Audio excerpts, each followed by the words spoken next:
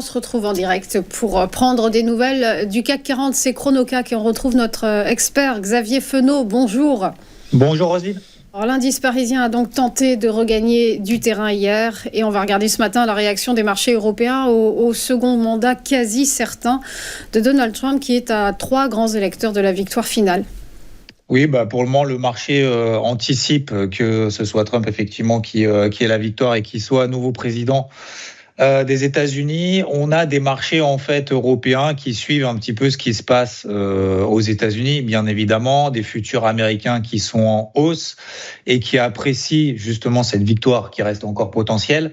Mais aussi étonnant que ça puisse paraître, malgré le fait qu'on ait un CAC 40 qui a donc plus 0,7% à l'ouverture, pour le moment, et on va le voir juste après, techniquement, finalement, c'est un rebond qui n'a pour le moment pas vraiment de conséquences, déjà d'un point de vue technique.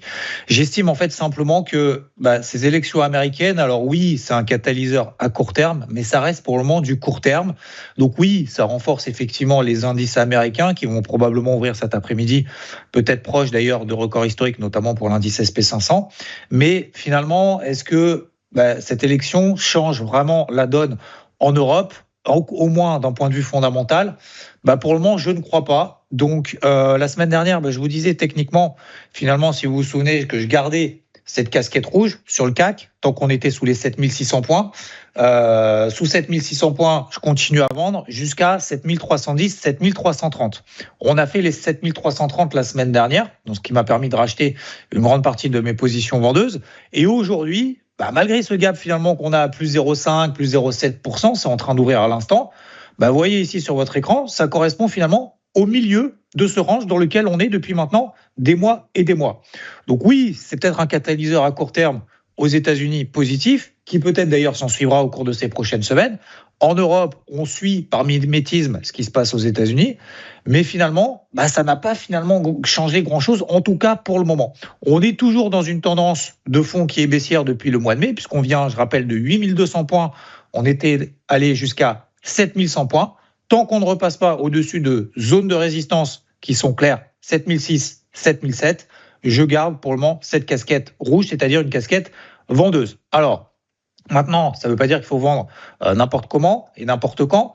Si le CAC devait repasser aujourd'hui, par exemple, sous 7425, allez, admettons 7400 points, là, on aurait à nouveau une indication de signal de faiblesse, au moins d'un point de vue technique.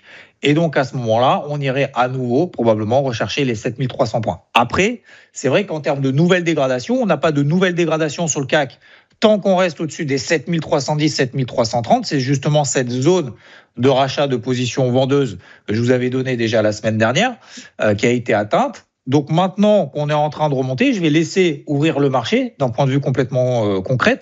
Je vais laisser ouvrir le marché et si j'ai à nouveau au cours de ces prochaines heures, éventuellement cet après-midi, un petit signal de faiblesse, j'y retournerai, toujours avec cette notion finalement de curseur d'exposition. J'augmente à la vente mon curseur d'exposition dès qu'on s'approche de cette zone de résistance des 7006. Et dès qu'on s'approche de la borne basse, je réduis ce curseur d'exposition vendeuse et je recommence tant que ça fonctionne. Et ça fonctionne depuis le mois de juin. Donc je ne vois pas pourquoi j'arrêterai encore aujourd'hui.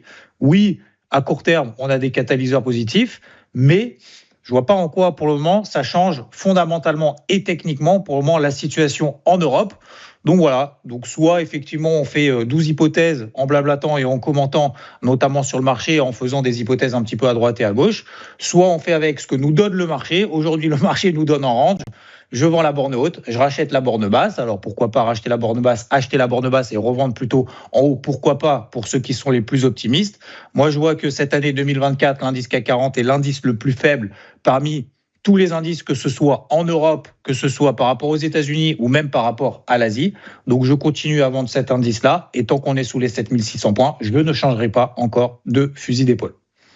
Merci beaucoup Xavier Fenot de nous avoir accompagnés ce matin. Belle journée à vous. À suivre après une nouvelle pause. Les valeurs du jour, ce sont les market movers. À tout de suite.